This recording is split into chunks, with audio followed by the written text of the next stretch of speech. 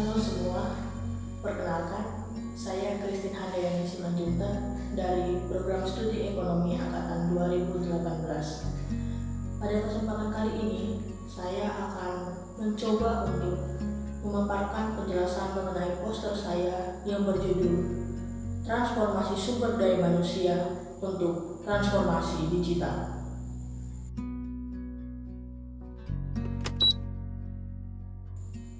Transformasi digital adalah suatu proses evolusi bisnis yang terus berlangsung hingga saat ini, di mana departemen pemasaran, penjualan, dan layanan pelanggan akan terus berkembang menjadi lingkungan kerja digital.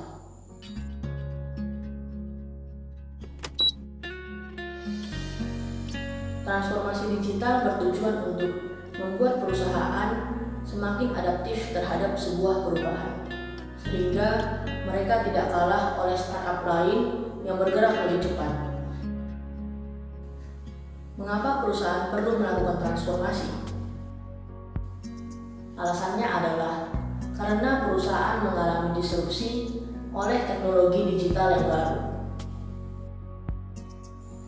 Saat ini, digital transformation atau transformasi digital sudah menjadi suatu keharusan.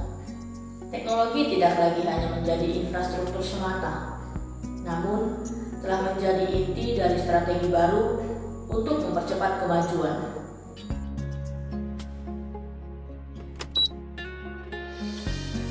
Perkembangan teknologi kini telah menghasilkan cara baru untuk menyelesaikan pekerjaan di berbagai sektor, seperti pendidikan, manufaktur, perbankan, dan di berbagai sektor lainnya.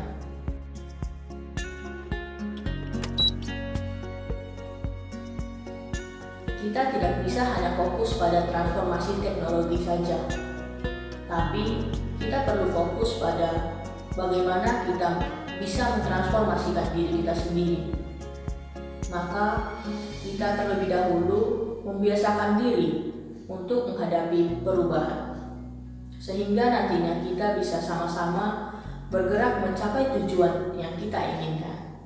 Nah, situasi inilah yang kemudian menuntut adanya sumber daya manusia yang kreatif, inovatif, dan berdaya saing tinggi.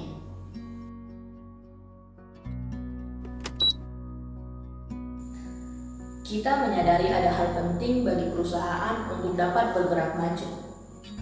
Selain memiliki strategi teknis yang jelas, perusahaan juga perlu memiliki strategi pengembangan sumber daya manusia yang baik. Pengembangan sumber daya manusia merupakan salah satu upaya yang dapat dilakukan untuk membentuk dan menghasilkan manusia berkualitas. Strategi ini perlu dilakukan, mengingat di era digital seperti saat ini, banyak perusahaan yang saling bersaing untuk menemukan tenaga kerja yang berkualitas. Strategi pengembangan sumber daya manusia tidak hanya melalui pendidikan dan pengembangan keterampilan, namun ada banyak cara untuk mengembangkannya.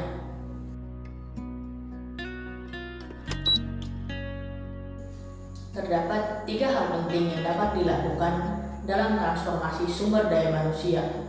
Yang pertama, meningkatkan profesionalisme. Yang kedua, mengembangkan kompetensi. Dan yang ketiga adalah membangun kapabilitas digital.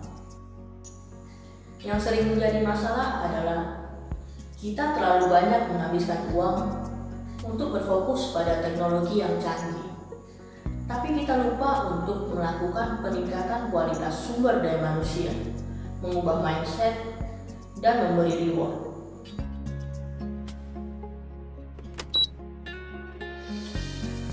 Maka untuk itu, ada beberapa strategi yang perlu dipelajari oleh perusahaan untuk dapat mengembangkan dan menemukan sumber daya manusia yang dibutuhkan. Yang pertama, memberikan kesempatan kepada setiap individu untuk menyalurkan ide dan gagasan pribadi yang mereka miliki.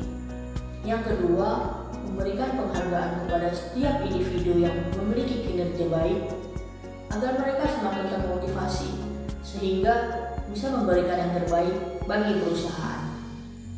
Tiga, mengadakan program pelatihan bagi tenaga kerja seperti skill training, retraining, team training, dan creativity training.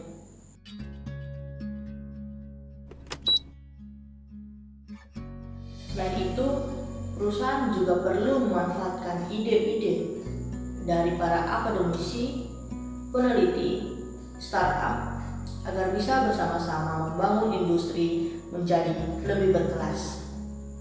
Rasa ingin tahu, kerja keras, semangat, dan motivasi akan menentukan keberhasilan setiap individu dalam menghadapi transformasi digital.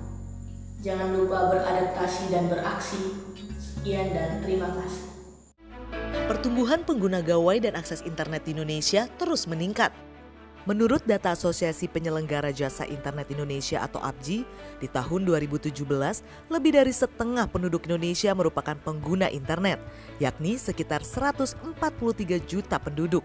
Meski Indonesia masih berada di fase early stage dalam transformasi digital, namun dengan melesatnya e-commerce tanah air, Bank Indonesia sebagai pemegang otoritas regulasi bidang keuangan mendorong agar perusahaan e-commerce dapat berkolaborasi dengan dunia perbankan.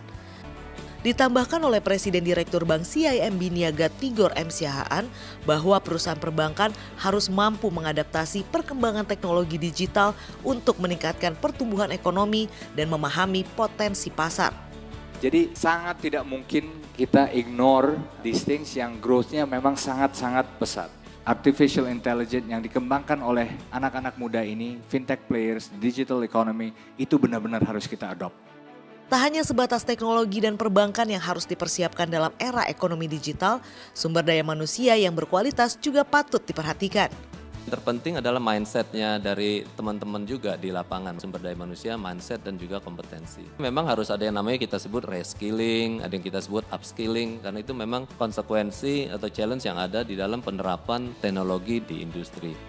Pesatnya ekonomi digital juga terbukti dari perusahaan besar dunia yang saat ini dikuasai oleh perusahaan teknologi dan digital. Dulu perusahaan besar dunia adalah perusahaan jasa perbankan. Now, the top 5 companies tidak ada satupun perusahaan itu. And this is happen in a very quick time. We have to create the new skills. We have the asset, but we need to shift the skills.